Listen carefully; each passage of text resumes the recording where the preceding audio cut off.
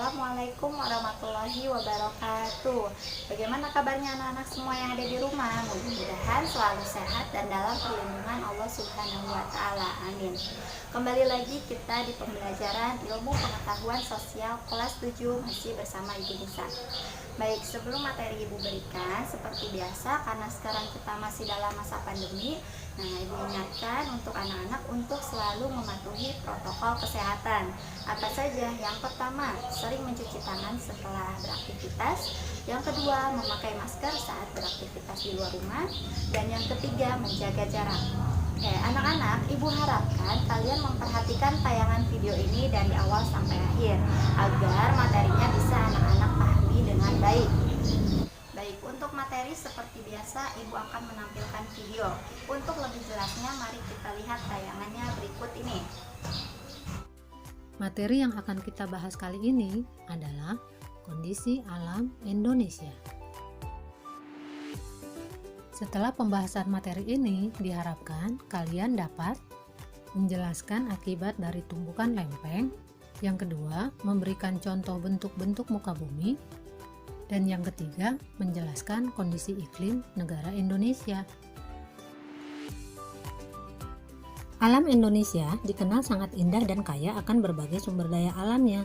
Tidak heran jika banyak wisatawan dari berbagai dunia tertarik dan datang ke Indonesia. Kegiatan pariwisata pun berkembang di sejumlah wilayah, sehingga mendatangkan keuntungan ekonomi yang tidak sedikit. Keindahan alam Indonesia dapat kita nikmati di wilayah tempat tinggal masing-masing. Lihatlah indahnya pemandangan yang Allah berikan kepada kita semua. Keindahan tersebut tidak semua negara memilikinya. Maka bersyukurlah kita tinggal di Indonesia. Keadaan alam Indonesia dapat dikelompokkan menjadi dua bagian, yaitu keadaan fisik wilayah serta keadaan flora dan fauna. Yang akan kita bahas kali ini yaitu keadaan fisik wilayah yang terdiri atas keadaan iklim dan keadaan bentuk permukaan bumi. Mari anak-anak kita bahas mengenai keadaan fisik wilayah. Keadaan fisik wilayah dapat dikenali pertama dari kondisi geologi, 2 bentuk muka bumi, 3 iklim. Kondisi geologi Indonesia. Pernahkah kalian mendengar istilah lempeng bumi? Ternyata bumi tempat kita hidup tidak bulat secara utuh, tetapi terdiri atas lempengan yang bergerak terhadap satu dan lainnya. Indonesia terletak pada pertemuan 3 lempeng tektonik besar, yaitu lempeng Eurasia, Indo-Australia, dan lempeng Pasifik. Lempeng Indo-Australia bertumbukan dengan lempeng Eurasia di lepas pantai Sumatera, Jawa, dan Nusa Tenggara. Sementara lempeng Pasifik bertumbukan dengan Eurasia di utara Papua dan Maluku Utara.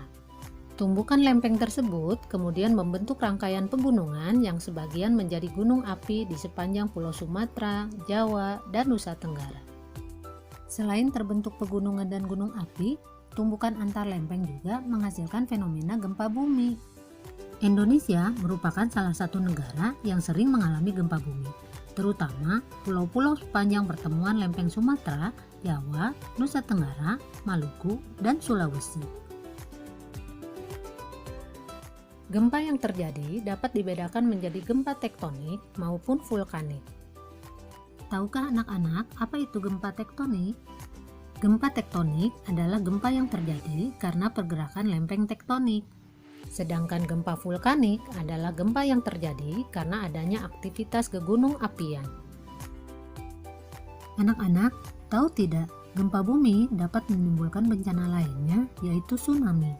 Goncangan akibat gempa bumi membuat gerakan tanah di dasar laut, sehingga menimbulkan gelombang besar yang biasa disebut dengan tsunami.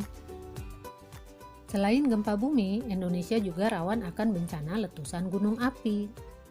Gunung api terjadi akibat endapan magma di dalam perut bumi didorong keluar oleh gas yang bertekanan tinggi. Di Indonesia, sebagian besar gunung api tersebar di sepanjang Pulau Sumatera, Jawa, sampai Nusa Tenggara. Anak-anak, peristiwa bencana alam sebenarnya merupakan bentuk keseimbangan alam. Gunung yang meletus mengeluarkan banyak material yang sangat bermanfaat untuk kesuburan tanah. Bentuk muka bumi. Indonesia terdiri atas belasan ribu pulau, baik yang berukuran besar maupun yang berukuran kecil. Jika kita perhatikan keadaan pulau-pulau di Indonesia, tampak adanya keragaman bentuk muka bumi. Bentuk muka bumi Indonesia dapat dibedakan menjadi dataran rendah, dataran tinggi, bukit, gunung atau pegunungan. Sebaran dari bentuk muka bumi Indonesia dapat dilihat pada peta fisiografis Indonesia berikut. Mari anak-anak kita bahas macam-macam bentuk muka bumi. Yang pertama ada dataran rendah. Dataran rendah merupakan daerah datar yang memiliki ketinggian 0-200 meter di atas permukaan air laut. Dataran rendah cocok digunakan sebagai wilayah pertanian, peternakan, pemukiman, dan kegiatan industri. Yang kedua dataran tinggi. Dataran tinggi merupakan daerah datar yang mempunyai ketinggian 200-500 meter di atas permukaan air laut. Daerahnya memiliki suhu udara sejuk dengan tanah yang subur sehingga cocok untuk daerah perkebunan. Yang ketiga, bukit. Bukit merupakan suatu wilayah yang memiliki permukaan tanah yang lebih tinggi dari daerah sekitarnya. Ketinggiannya 200-500 meter di atas permukaan air laut. Namun, ketinggian bukit lebih rendah dibandingkan gunung. Gunung merupakan permukaan bumi yang menjulang tinggi dibandingkan daerah sekitarnya. Ketinggian gunung bisa mencapai ribuan meter di atas permukaan air laut. Yang terakhir, ada pegunungan.